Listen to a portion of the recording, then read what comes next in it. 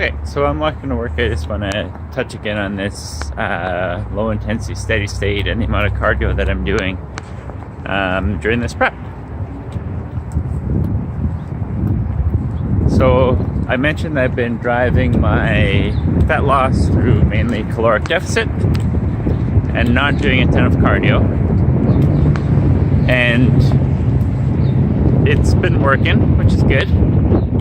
And I said, if I ever do this again, bodybuilding and contest prep, I might try to eat a bit more food and drive that deficit through, drive my caloric deficit through energy output as opposed to reduced energy input, and see if that leaves me with more energy during the day.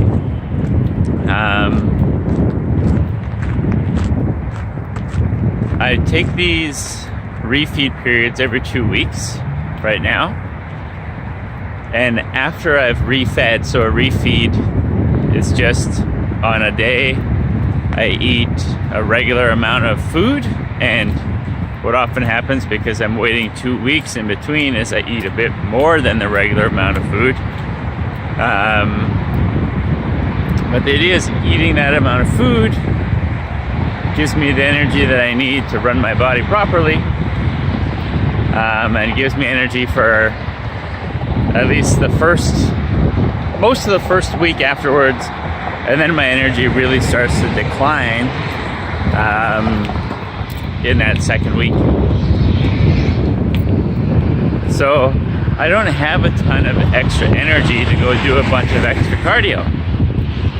And what I noticed as my energy goes down, and this is something that we've seen pretty consistently in body composition research, is that the body's trying to save energy. So because I'm putting less energy in my body's figuring out ways to burn less calories throughout the day. We often talk about that in terms of NEAT, so non-exercise activity thermogenesis. How much calories is your body burning just doing its regular thing? And as I'm taking in less calories, my NEAT is going down. So I'm burning less calories during the day. So I'm just, with my LISS, or my low intensity steady state exercise, essentially walking everywhere I go. I'm just trying to keep up that sort of low level energy expenditure. Definitely, as the time from a refeed picks up, I notice that I lean on things more often. I'll sit down more often. I just stand less. So I know that my body is trying to down-regulate the amount of calories that it burns at any given time. So just trying to keep up that sort of low-level caloric expenditure by walking places.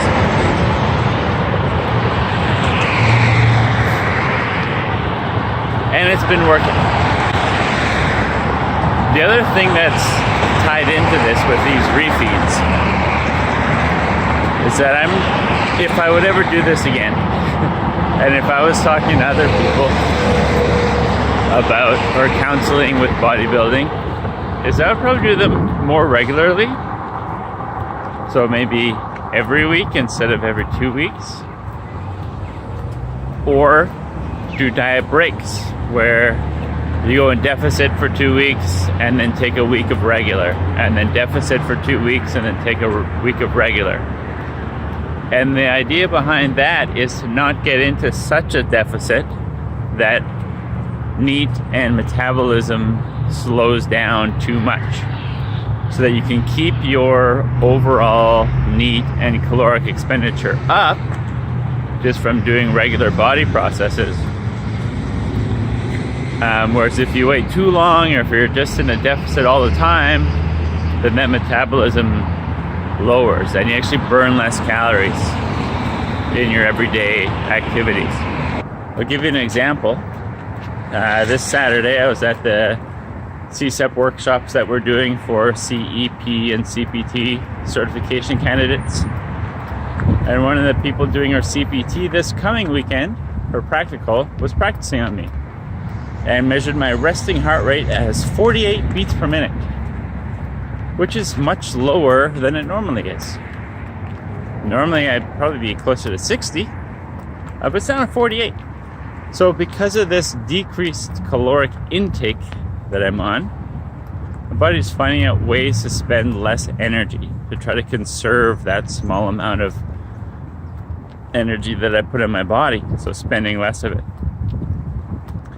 If I were to do this process again, bodybuilding, I'd probably change something in my caloric intake. Probably be taking in a lot more calories and then maybe trying to burn it off with a bit more exercise. But the idea being that taking in more calories might allow these body processes and NEAT to stay a bit higher.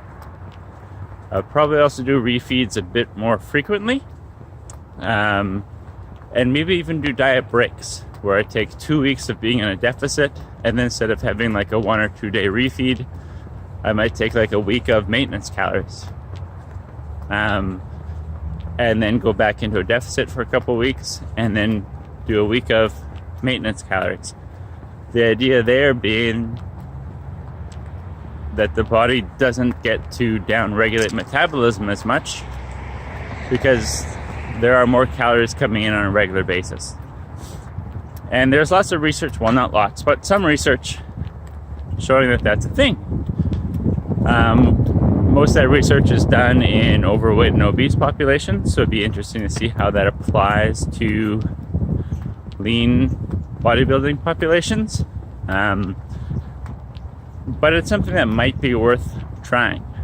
I'm not messing with it right now because every time I try to change something, I lose some body muscle.